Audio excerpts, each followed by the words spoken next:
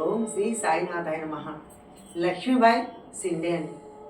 ఈ లక్ష్మీబాయి సిండే చాలా ధనవంతురాలు. పైగా ఆవిడ బాబా దగ్గర సేవ చేసుకున్న బాయిజమ్మలాగా అంకిత భక్తురాలండి. బాయిజమ్మను ఆదర్శంగా తీసుకొని ఆ తల్లి బాబాకు ఎక్కడెక్కడ వెతికి భోజనం పెడుతుంది కదా, మరి నేనెందుకు పక్కన ఉండి కూడా భగవంతుని దర్శించుకోలేకపోతున్నాను అని చెప్పి ఈవిడు కూడా ఆవిడని చూసి ఆదర్శంగా తీసుకొని బాబాని సేవించి తరించిన మహాభక్తురాలు. ఇంచుమించు సుమారు 105 సంవత్సరాలు ఆవిడ బ్రతికిందండి.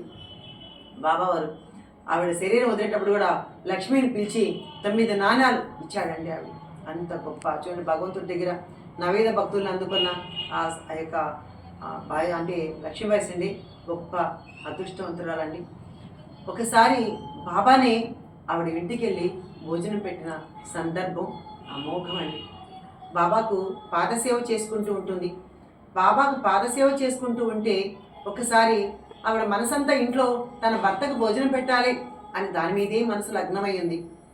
బాబా వెళ్తాను అంటే, కాదు లక్ష్మి కూర్చో కూర్చో అని కూర్చోబెట్టాడు. రే బాబా భగవంతుడు భోజనం పెట్టాలి మా ఆయనకి అనుకుంటూ మనసులో బాగా తపన పడుతూ ఉంది. సరే ఇంకెళ్ళు అన్నారు. ఎప్పుడు 3 గంటలకి. అప్పుడు వాళ్ళ ఆయన పిలిచి, ఏమండి రండి భోంచేద్దరంటే, ఎన్నిసార్లు తినమంటా, నేను ఇదివరకే తిన్నాను కదా అన్నారు. అది ఇప్పుడు తిన్నారండి, ఇప్పుడే కదా నేను వస్తున్నానంటే, నేను ఎప్పుడో 1 గంటకు వచ్చి నువ్వే కదే నాకు భోజనం పెట్టావు అని అన్నారు. అద్భుతం కదా. ఆవిడ రూపంలో వెళ్ళి, అంటే ఆవిడ బాబావారు ఆమె రూపంలో వెళ్ళి ఇంటికి వెళ్ళి ఆవిడ భర్తకు భోజనం పెట్టారండి. అంటే మనం ఇక్కడ ఏం తెలుసుకోవాలంటే, భగవంతుడి పనులు మనం చేస్తే మన పనులు భగవంతుడు చేస్తాడండి. ఇక్కడ ఇది చాలా అద్భుతమైన విషయం. మరి ఆ తల్లి బాబాకు పాదసేవ, పైగా ఎవరిని రాణించేవారు కాదు మసీదులకి రాత్రుల్లో కూడా, కానీ ఆవిడకి ఒక్కదానికి మాత్రమే బాబావారు అంటే పర్మిషన్ ఇచ్చేవారంట. అంటే ఆ తల్లి బాబా దగ్గర ఆ గుండెల్లో ఎంత అద్భుతంగా ఆ తల్లి అక్కడ స్థిర నివాసం ఏర్పరచుకుందో ఒక ఆమె చూసి నేర్చుకోవాలండి లక్ష్మీబాయి సిండేని. ఈ రోజు కూడా బాబా దగ్గర ద్వారకామాయి దగ్గర అటు పక్క ఉంటుంది ఇల్లు. ప్రతి ఒక్కరూ షిరిడీకి వెళ్ళిన వాళ్ళు అక్కడ కూడా దర్శించుకుంటారు. అక్కడ బాబా కూర్చున్నారంట. వాళ్ళ ఇంటికి వెళ్ళి ఒక చిన్న కర్రలాగా ఉంటుంది పెద్దది, దాన్ని ఏమంటారంటే వాసం లాగా ఉంటుంది. అయితే ఆ బాబా అక్కడికి వెళ్ళేసి ఆమె దగ్గర ఇలా కూర్చునేవారట.